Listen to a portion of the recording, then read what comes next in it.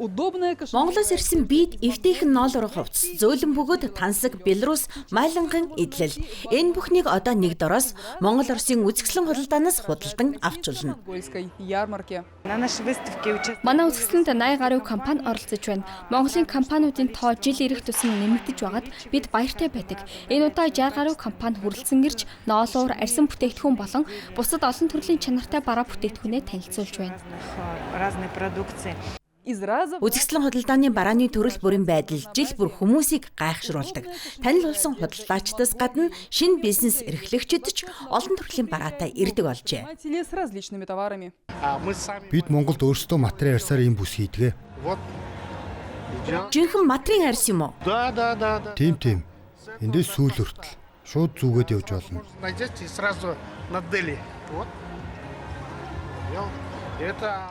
Энэ бол ясан, тиймээс нуруунд сайн. Улаан үдийн үйлдвэрлэгчид ч мөн онцгой байлаа. Дэлгэцэн дээр хус модоор гараар уралсан бүтээлүүд. Манай олон төрлийн бүтээгдэхүүний сонголттой. Хүүхэд хөгжүүлэх тоглоомнууд байна. Дурсгалын бүтээгдэхүүн, соронд, түлхүүрийн осор, жижиг баримлууд ч бий. Хүүхдийн сонирхолтой малгайнууд, модон төрдөг тоглоом, авдар савч байгаа. Семескийн хээ угалцтай, бурад хэм маягтай, байгаль нүүрэн сэдвтэй олон төрлийн гаруурлал бий. Бүгд гар ажиллагаатай. Худалдан аваагчид бүгд сэтгэл хангалуун. Учир нь энд хүмүүр өөрт таалагдах зүйлээ олох боломжтой. Таваг, суур, альчуур бүгд гоё. Яагаад заавал аяг таваг гэж? Тун хачирхалтай юм. Энэ гоо сайхныг харал та. Үнэхээр сайхан билег байгаа үстэй. Харал та. Нууц өвшүүл хүнд бэлгэлэх вэ? Дотны хондоо хайр тууттай. Үзэсгэлэн худалдаа ямар болж байна? Бид байнга ирдгээ. Монголоос ирж байгаад нь баяртай байдаг. Сонголт ихтэй шүү. Үзэсгэлэн худалдаа биеийн тамир спортын зохицолборт 5 дугаар сарын 17 хүртэл үргэлжилжээ. Иргэд өглөөний 10 цагаас оройн 19 цаг хүртэл ирж хүссэн бараагаа худалдан авах боломжтой байлаа.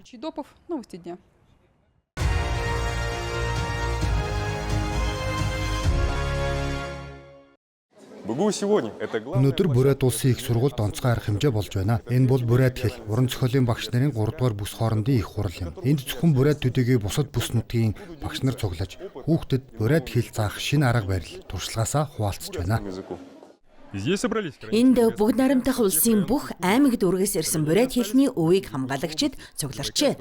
Мөн эрхүү муж болон өөр байгалийн хязгаараас зочид хүрэлцэн ирсэн байна. Их хурал үзэсгэлэн хэлбэрээр болж оролцогчид хүүхдүүдэд их хэл сурах чадварыг сайжруулах өөрсдийн арга барилаа танилцууллаа. Бид энд өөрсдийн телевизийн студийг танилцуулж байна. Манай бяцхан сурвалжлаг сэтгүүлчид зочдоос ярилцлага авч байгаа. Энэ нь сургуулийн өмнөх насны хүүхдүүдийн их хэлээрээ ярих чадварыг хөгжүүлэх нэг арга юм. Подрастающее поколение. Өсвөр үеийнхэн хөгжүүлэх тоглоомоор дамжуулан хэл сурж байна. Мөн үндэсний зурагтай карт, шоу, эвлүүлдэг тоглоомууд ашиглаж байгаа аж. Зарим нь хүүхдүүдийг хүүхэлдэйн киноны тусламжтайгаар хэлд оруулж байна. С помощью анимаций. Би Бурайд хэл сурах төрөл бүрийн аргачлал боловсруулдаг. Үүнийг хүүхэлдэйн кино хэлбэрээр хийдэг юм. Мөн интерактив тоглоомж бүтээдэг. Хүүхэд дарж, тааж, эвлүүлдэг тоглоом эвлүүлдэг шиг сурна гэсэн үг. Их хэлийг хөгжүүлж хадгалан үлдэх үүл хэрэгт бүгд наримдах улсын засаг төрч ихээхэн хувь нэмэр оруулж төслүүдийг санхүүжүүлэн дэмжиж байгаа. 2010 оноос хойш Бурайд хэлийг хадгалах, судлах хөтөлбөр хэрэгжиж байна. Өнөөдөр энэ хөтөлбөрийн төсөв 103 сая рублиас давсан. Жил бүр энэ хэмжээ нэмэгдэж байгаа. Хэрэв Бурайд хэл мэддэг эцэг их, эмээ өвөө нар хүүхэд ач зээ нартаа хэлээ өвлүүлэн дамжуулахгүй бол Бурайд хэлийг хадгалж үлдэхэд бидэнд тун хэцүү болно. Би үүнийг үргэлж хэлдэг юм. Энэ хурал дээр ч онцлон хэлнэ. Хэлээ үр хүүхдүүдэд өвлүүлэх хэрэгтэй. Хурал 2 өдөр үргэлжилнэ. Оролцогчид хүүхдүүдийн цаашдын сургалт мөн их хэлийг хөгжүүлж хадгалан үлдэхэд тулгамдж байгаа асуудлуудыг хэлцэх юм аа.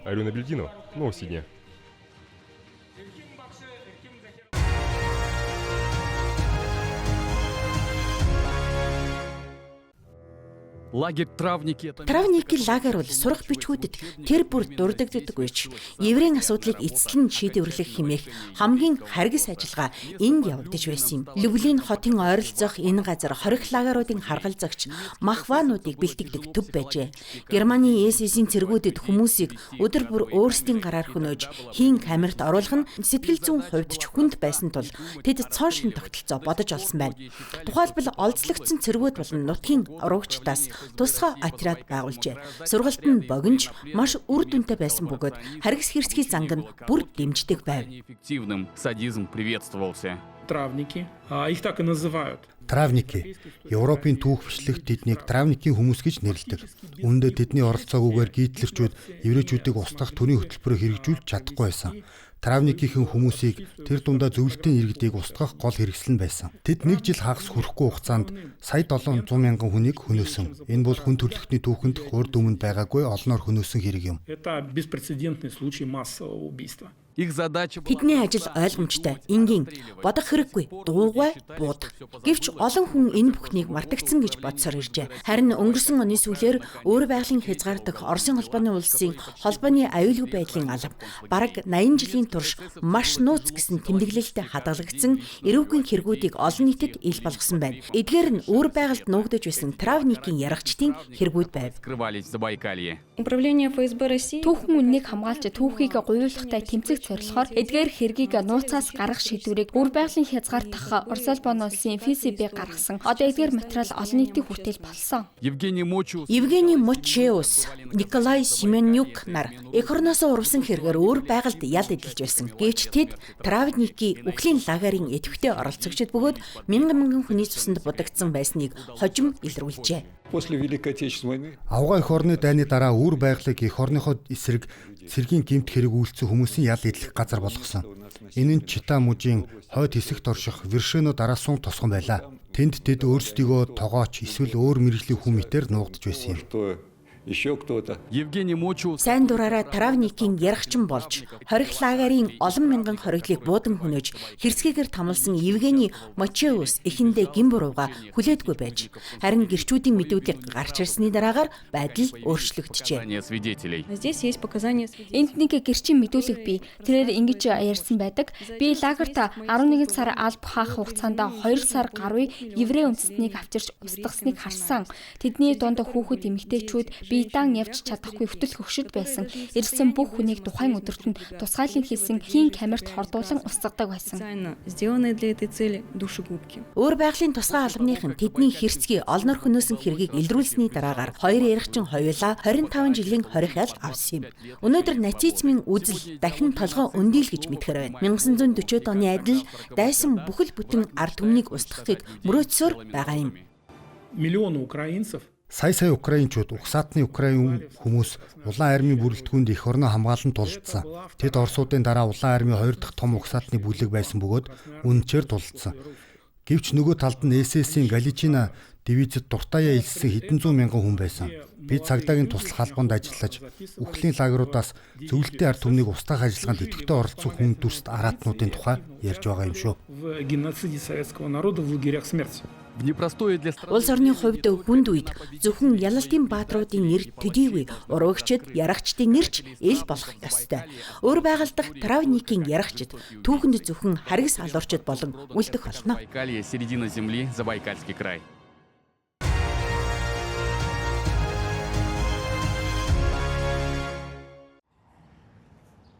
Хэр удаан жолоо барьж байгаа вэ? Хотоор ерөөсөө явж үзээгүй. Явж үзээгүй? Анх удаа юм уу? Каждый второй несовершеннолетний. Насанд хүрээгүй жолооч нарын бараг тал хувь нь өршөөнгүй хандна гэж найдан анх удаа гарч ирсэн хэмээн тайлбар тавьдаг. Дулааны улирал эхэлснээс хойш замын цагдаа гэрхэн ийм шалгалтыг тогтмол хийж байна. Удахгүй зуны амралт эхэлнэ. Тэдний зорилго бол Ослоос урьдчилан сэргийлэх явдал юм. 5 дугаар сарын зам тээврийн ослын статистикт аль хэдийн хүний амь эрсэдсэн тохиолдлууд бүртгэгджээ. случаями. Харамсалтай нь тийм энэ хугацаанд 5 дугаар сарын 3-нд жолоодох хэрэггүй 17 настай жолооч ослоор амиа алдсан хэрэг гарсан. Мөн 5 дугаар сарын 2-нд жолоод хурж чадваргүй үнэмлэхгүй 14 настай жолооч осол гарч нас барсан. и водительское удостоверение. 16 мая 5 дугаар сарын 16-нд хязгаарын төвд мото улирлыг албан ёсоор нийлээ. Алс дорнодын бараг бүх бүсээс ирсэн 300 орчим жолооч хотын төв гудамжаар том сүрлэг бөгөөд хамгийн гол нь зохион байгуулалттай цуваагаар явсан байна. Энэхүү арга хэмжээний байнгын оролцогч 15 жилийн туршлагатай мото сонирхогч Даниэл Сарокин 2 дугуйтай бүхэн замбраагүй явдаг. Та нараас болоод хот асуудалтай байна гэж мото клубыг хүүхдүүдтэй адилтгаж болохгүй хэмээн хэлж байна. сплошные проблемы. Нет, это на самом деле не так. Үгүй ээ, үнэндээ тийм биш юм. Олон жил унсан байкер хүн мотоциклоо ухамсарлаж авдаг юм. Мотоцикл нь түүний сэтгэлийн баяр болдог. Тэр түүндээ бүх сэтгэлээ зориулдаг юм. Тиймээс хизээч эвдлэх, хэн нэгэнд хор хүрэхийг хүсдэггүй. Харин хүүхэд үнийг ойлгодоггүй. Эцэг эх нь мопед авч өгөөд л хот руу гаргачихдаг. Цааш нь Аз мэднэ. Би өөрийн хүүхдэд чулуу ширэнгэн ойроо гаргаад амьд үлдэх үгүй юу гэж хараад сухыг хизээч хүсэхгүй. В редких исключениях. Спортын зориулалтын бит байкууд маш ховор тохиолдолд аюулгүй байдлын хэрэгслээр тоноглогдсон байдаг. Энэ нь ч ойлгомжтой. Тэдгээрийг хотын гудамжаар зорчиход зориулаагүй. Харин 100 км/цаг хүртэлх хурдлах чадвартай тул бусад жолоочийг аргагүй анхааралтай байхад хүргэдэг. Өндөр хурдан дуртай насанд хүрээгүй хүүхдүүдийн үйлдэлийг зөвхөн таамаглахаас өөр аргагүй болдог. Только предугадывать. Участник дорожного движения. Замын хөдөлгөөнд оролцож байгаа хүн жолооны үнэлэхтэй, түүнийг зөв ашиглаж чаддаг байх ёстой. Үүнийг хүүхдүүд хийж чадна гэдэгт эргэлзээтэй. Хэрэв хүүхдүүд болон тэдний эцэг эх үнэхээр хүсэж байгаа бол ийм зүйл зориулсан тусгай талбай, орчин байгуулах талаар бодох хэрэгтэй байна. Для этих, так скажем, игр. Прошлый год стал Өнгөрсөн жил тус бүс нутагт гарсан 28 эмгэнэл тасал нь сүүлийн жилүүдийн хамгийн ноцтой анхааруулга боллоо. Эдгээр ослоос олонхийг урьдчилан сэргийлэх боломжтой байжээ. Зуны амралт эхлэх гэж байгаатай холбогдуулан өөр байгалийн багш, сургам хүмүүжүүлэгчид хүүхдэд жолоо бариулахаар төлөвлөж байгаа бол мотоцикл авч өгөхөөс татгалзахыг эцэг эхчүүдэд уриалж байна. Я обращаюсь прежде всего к вам. Юуны өмнө эрхэм эцэг эхчүүд та бүхэнд хандаж хэлэхэд хүүхдтэй мотоцикл авч өгч байгаа бол та бүхэн өөрсдөө хариуцлага хүлээж байна гэсэн үг. Энэ бол зугаа цэнгэл биш. Өндөр эрсдэлтэй орчин гэдгийг санаарай. Хүүхдүүд тань юу сонирхож, юугаар амьдарч байгааг анхаарч, үр дагаврыг нь тайлбарлаж байгаарай. Нэг алдаа нь амь насны үнэтэй байж болох нөхцөл байдалд бүх хүргээрэй. Хүүхдийн аюулгүй байдал гэдэг хийсвэр ойлголт биш. Харин насанд хүрсэн хүн бүрийн өдөр тутмын үүрэг юм. Үүнийг шийдэх ганц арга бий хамтдаа ажиллах. Хүүхдүүдээ хамгаалаарай. Действовать вместе. Берегите своих детей. Дарья Пьянникова, Мария Жижина, РТК Забайкалье.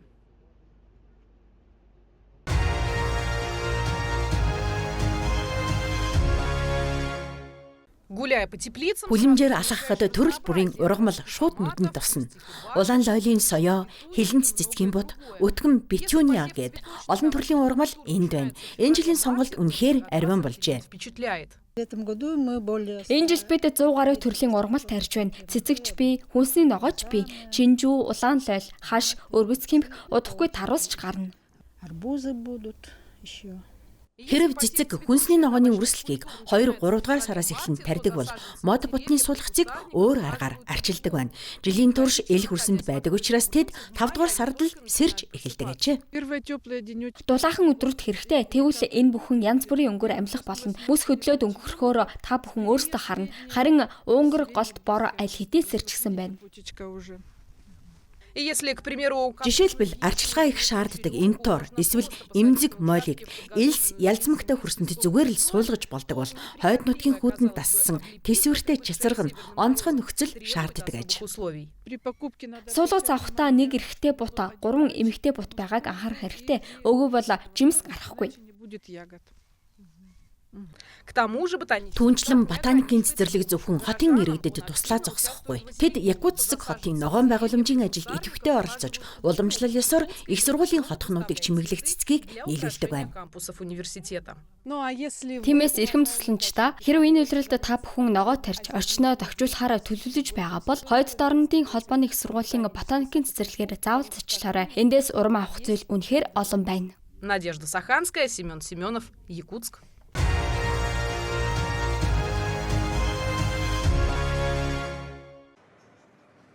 Экспо үзэсгэлэнгийн нээлтэд зориулан Ши Жинпин болон Владимир Путин нар өмнө нь мэндчилгээ илгээсэн юм. Хоёр улсын удирдагч харилцан ашигтай хамтын ажиллагааны ач холбогдлыг онцолжээ. Бүтээгдэхүүнтэй танилцахаар Хэнлүн Цзян мужид олон бүс нутгийн төлөөлөгчид хүрэлцэн иржээ. Манай бүс нутаг хөдөө аж ахуйн чиглэлээр дагна ажилдаг. Бид усалгааны тоног төхөөрөмж, ургац хураах комбайн зэрэг орчин үеийн дэвшилтэд технологи хайж байна. Орон нутгийн хөгжлийг дэмжихийн тулд ойрын өдрүүдэд хамтын ажиллагааны гэрээ байгуулна гэж найдаж байна. Бүрээдийн ашигт малтмалын ариун нөөц болон логистикийн таатай нөхцөл тулгуурлан бид Оросын холбооны улсад барилгын материал, ашигт малтмал, эрчим хүчний чиглэлийн аж үйлдвэрийн парк байгуулахаар төлөвлөж байна. Хоёр улсын аж үйлдвэрийн шинжилгээг уялдуулан хөгжүүлэхийн тулд бид Хятадын дэвшилт технологи удирдлагын загварыг нэвтрүүлнэ. Өдөр тутмын хэрэглээний бараанаас эхлээд орчин үеийн нисдэг тэрэг, ашигт малтмалаас ухаалаг, робот хүртэл Хятад Оросын хамтын ажиллагаа маш өргөн хүрээг хамарч байна. Энэ оны эхний улиралд хоёр улсын худалдааны эргэлт өмнөх оны мөн үетэй харьцуулахад 14% өсөж 60 тэрбум Америк долларт хүрчээ. Хятад Оросын төрийн тэргүүнүүдийн илгээсэн мэдчилгээ бидэнд маш их урам өглөө. Бид цаашид зорилтод үр ашигтай хамтын ажиллагааны платформуудыг хөгжүүлж, Хятад Оросын бүс нутаг хоорондын харилцааны шин сувгуудыг бий болгосоор байх болно. Харбин хотод болж байгаа үзэгсэлэн 5 дугаар сарын 21 хүртэл үргэлжилнэ. Оролцогчдод харилцан ашигтай гэрээ байгуулах, цаашдын хамтын ажиллагааны чиглэлээ тодорхойлох хэдэн өдөр үлдээд байна.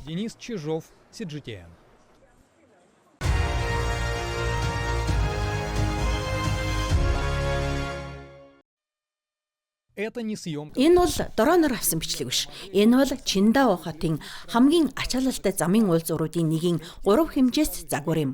Сун Тинтин энэ загварын хамгийн жижиг деталуудыг хүртэл сайн мэддэг. Бид бодит гүүрийг жишээ болгон ашиглаж дараа нь түүний 3 хэмжээст загварыг бүтээсэн. Энэ нь жинхэнэ гүүрийн бодит төлөв байдлыг бүрэн тусгаж байгаа. Сун Тинтиний хувьд загварчлал гэдэг зөвхөн дүрслэлийн нэрвчлэлээр хязгаарлагдахгүй. Энд жижиг зүйл бүр чухал. Гэрлийн шун, замын тэмдэг, ус зайлуулах хоолой бүрт нарийн мэдээлэл бий. Суурилуулсан огноо үйлдвэрлэгч компаниас эхлээд техникийн үйлчилгээ, шалгалтын бүртгэл хүртэл хадгалагддаг. Ийм бэлэнгүй мэдээллийн тусламжтайгаар бид гүүрийн ашиглалтыг хянах боломжтой. Жишээлбэл ус зайлуулах хоолойд эдэгдлийн шинж тэмдэг илэрвэл ямар нэгэн асуудал гарахаас өмнө систем урьдчилан анхааруулга өгч чадна. Сунтинтэй хамт судалгааны ажлыг компанийн ерөнхий архитектор Жу Юнлин хийжээ. Тэр өдөр тутмын ажилласаа гадна ийм төрлийн байгууламжид дижитал ихэр ашиглах нь яагаад чухал болохыг сайн ойлгодог гэв. Гүүрэнд үндсэн хоёр эрсдэл байдаг. Нэг нь даацын чадвар буурах, нөгөө нь хазааж унах эрсдэл. Хүнд даацын автомашин өнгөрөх үед бид бүтцийн ачаал, нумралтыг бодит цаг хугацаанд шинжилж, онлайн загвартай харьцуулдаг юм. Хэрв зөрүү гарвал эрсдлийн бүсэд орж байна гэсэн үг. Аюулгүй байдлын ийм шинэлэг арга нь зарим нэг асуудлын анхны шинж тэмдэг илэрхээс ч өмнө осол эрсдлийг урьдчилан зогсоох боломж олгодог байна. Хэрв тохиолдол ажиллавал бид нэн даруйд мэрэгчлэтнүүдийг гүүрийг шалгахаар илгээдэг. Таны харж буй загвар бодит гүүрийн нөхцөл байдлыг бодит цаг хугацаанд харуулж байна. Хотын дэд бүтцийн захим ихэр загвар боловсруулах нь ирээдүйтэй. Хурдцтай хөгжиж байгаа салбар болоод байна. Жишээлбэл Хятадд энэ зах зээл 2020-с 2024 оны хооронд 3.5 дахин өсжээ. Харин 2029 он гэхэд зах зээлийн хэмжээ 10 тэрбум Америк доллараас давна гэж таамаглаж байна. Хотын цахим инженерчлэлийн үүрэг нь 3 түвшнийг хамардаг. Эхнийх нь таны элдвэр хөгжүүлэгч, хоёр дахь нь компьютер загварчлалын инженер, өөрөөр хэлбэл загварыг бодит ертөнцтэй холбож, симуляц ажиллуулж бүх процессыг интерактив болгодог хүн. Харин гурав дахь нь эрсдлийг урьдчилан таамаглах инженер. Энэ нь бодит ертөнцөөс виртуал орчин руу шилжүүлсэн симуляцийн тусламжтайгаар ирээдүйд юу болохыг өөрчлөлт тооцоолохыг хэлж байгаа юм а. Нэгдсэн үндэсний байгууллагын мэдээллээр 2050 он гэхэд дэлхийн хүн амын 68% нь хотод амьдрах болно. Энтэй зэрэгцэн хотууд байгалийн болон хүний хүчин зүйлтэй холбоотой гамшигтай улам бүр тулгарч байна. Ухаалаг системүүд нь эрсдлийг урьдчилан тооцоолж, онцгой нөхцлөөс сэргийлэн хүний амь насыг аврахад чиглэж байна. Хотын удирдлагын нэгдсэн сүлжээнд хиймэл оюун ухааныг нэгтгэх ажил аль хэдийн эхэлжээ. Энэ үйл явцыг дижитал ихрийн инженерүүд тэргүүлж байна.